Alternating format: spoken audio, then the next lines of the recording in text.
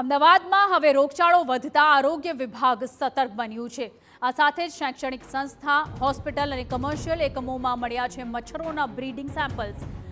623માંથી 122 એકમોમાં મચ્છરના બ્રીડિંગ મળી આવ્યા છે। 2 દિવસમાં 5 લાખથી વધુનો દંડ વસૂલવામાં આવ્યો છે।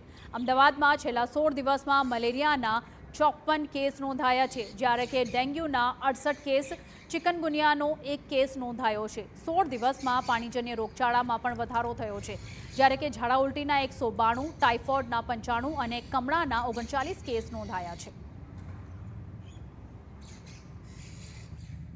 22 જેટલા એકમોમાં બ્રીડિંગ મળી આવેલું છે, જેમાં હોસ્પિટલનો પણ સમાવેશ થાય છે, કોઈ કોલેજ છે, એજ્યુકેશનલ ઇન્સ્ટિટ્યૂટ છે, કોઈ કન્સ્ટ્રક્શન સાઇટ છે, આ તમામનો સમાવેશ થયેલો છે। જેમાં મુખ્યત્વે રિવેરા ઇન્ફ્રાસ્ટ્રક્ચર સરદારનગર ખાતે, નરોડા સિવંતા વન નરોડા ખાતે, હેલ્થ વન હોસ્પિટલ વસ્ત્રાલથી, સેન્ટ્રમ હાઇટ્સ નવાવાડથી, શાલીન હોસ્પિટલ ચાંદલોડિયાથી, રાજસ્થાન હોસ્પિટલ શાહીબાગથી આ પ્રકારના પ્રિમાઇસીસનો સમાવેશ થાય છે।